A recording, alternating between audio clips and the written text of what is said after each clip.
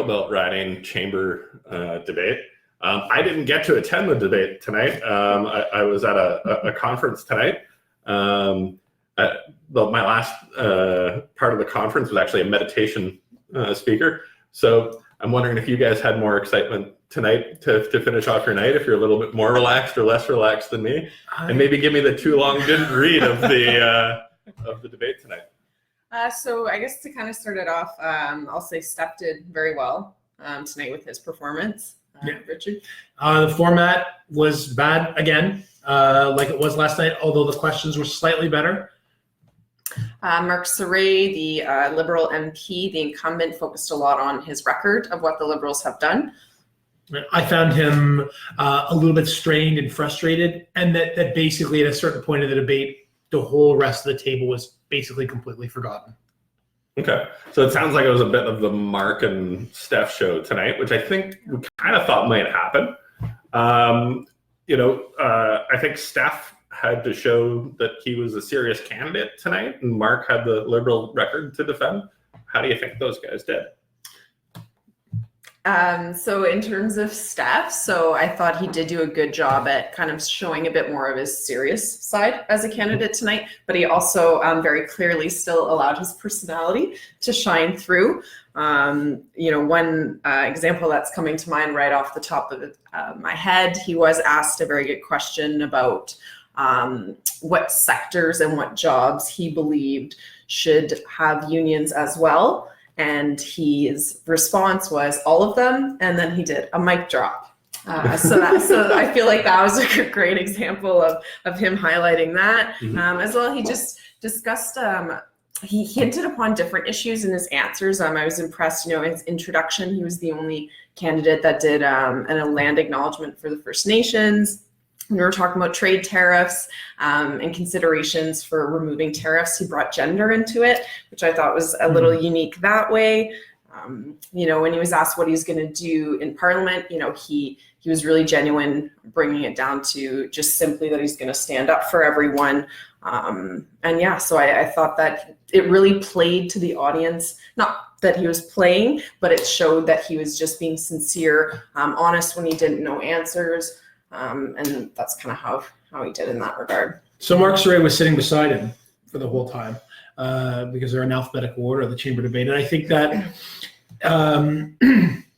you could see sort of, to me, the frustration was building for Mark. The two of them got, 2/3 of all of the floor questions. Yeah. I mean, mostly it was, here's another question for Steph Paquette. Here's another question for Steph Paquette. And here's a question for Mark Saray. Mm-hmm. And that's how the whole second segment of the debate went when the questions started coming off the floor.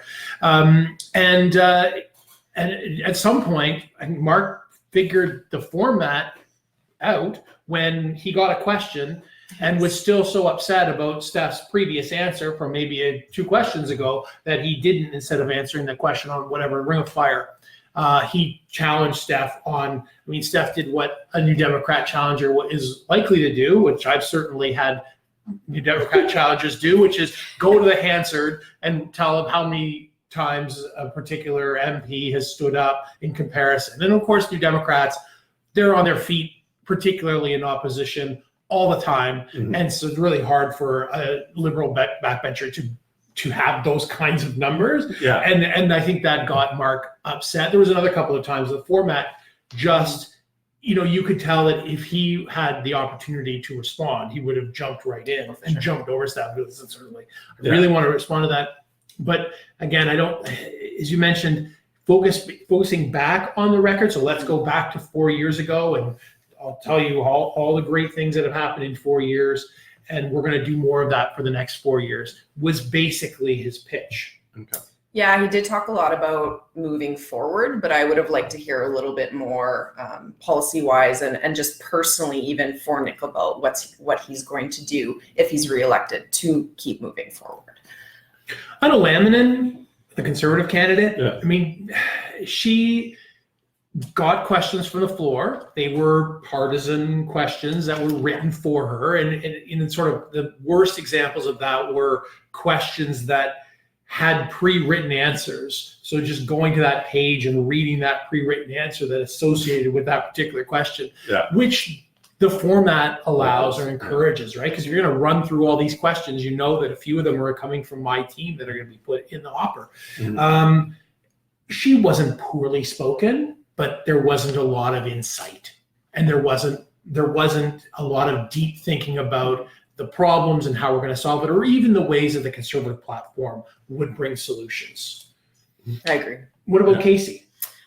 So Casey, I would have liked to see a little bit more in terms of other issues outside of the Green Party than just the environment and climate change. I feel like Bill Crumplin last night had a better grasp on putting a focus onto other issues, but this seemed to be more on the environment. I feel like when she was speaking and providing her answers, she's very passionate, but it almost crosses a line into being a little bit too abrasive in a way. That's how I felt that it came off.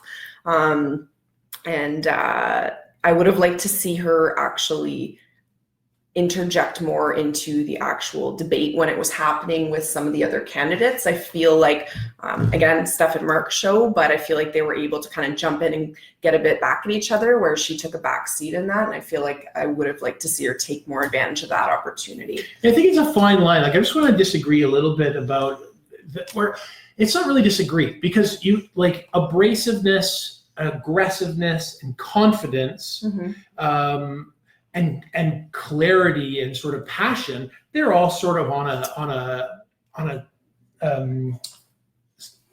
spectrum. Thank you. Yeah. And I found that what she was going for was confidence. Oh, I right. agree. So she's aiming to be, I've got a good answer for this. I'm going to deliver an answer for that. And then, it could be in delivery that she's pushing maybe a little bit too hard with her tone or with her body language. But I found that she found the heart of the question, like certainly more than a lot of the candidates in the Sudbury riding could. She would find the heart of the question. She would tie it back to the Green Party platform. Yeah. And she spoke not just with confidence about that one issue, but was able to sort of tie in other side issues that were connected to that as well. I thought she did all right.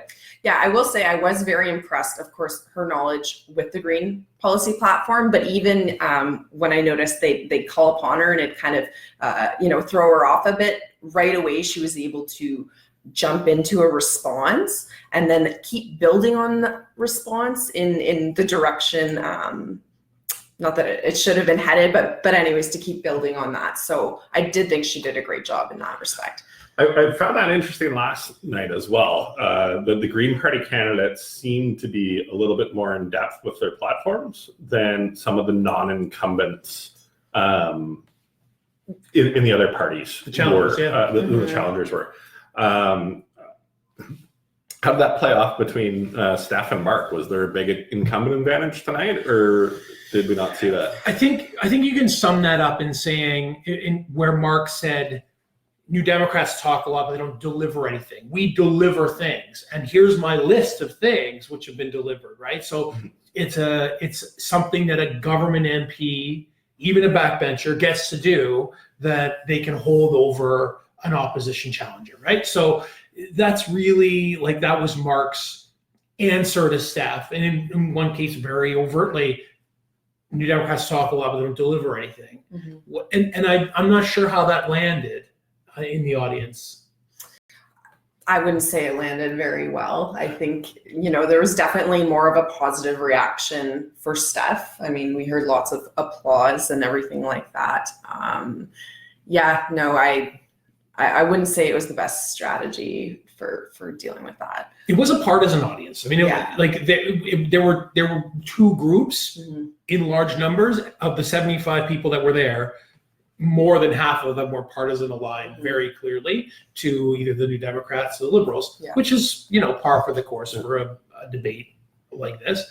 It's hard to say what an undecided person would take away from that debate. The format also makes it very hard to be able to, well, I know what you now think about this one slotted small issue. Maybe you got your platform right, maybe you didn't, but that still doesn't tell me what the others think, a really experienced candidate might be able to say, oh, great question. My party thinks this, which is different from all the other parties who think these other things.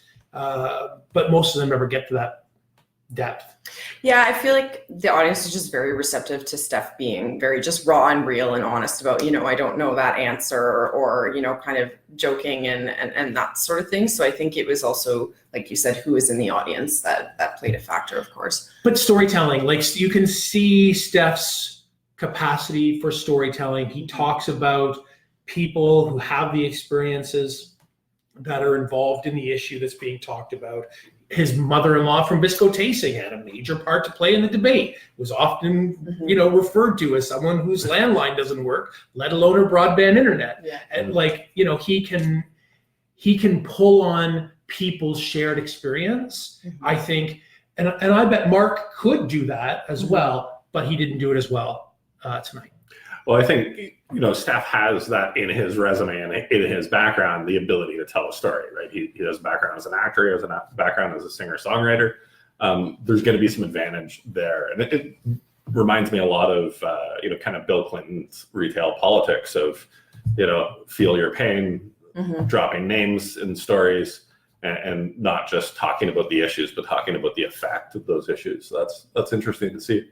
Yeah, I think it was just the differences in the approach to answering the questions. Like we said, Mark focusing on the past record, and then Steph, it was more personal storytelling. So I think you're kind of looking at two different tactics there. It's hard to say, again, when we talk about what the impact of a debate like this would be, and the fact that now they're sort of in their third round of debates, and I think we can agree we saw Steph's best performance in this campaign, even though we weren't necessarily perfectly there, just reading some of the commentary from others.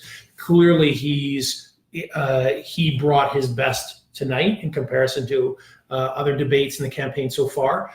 So what's the reach of a chamber debate here in Nickel Belt? Hard to say. What's the impact on the campaign? Hard to say. We've got more listeners tonight than we had last night, so there's our say to sow for it. Yeah, sounds good. So it sounds like it was the Steph and Mark show. I'm taking it that Steph was the winner of the Steph and Mark show from the comments you guys have made. Yes, I would agree. he was. Yeah, and then for the rest of the card, how do you guys score that? I would put Mark second.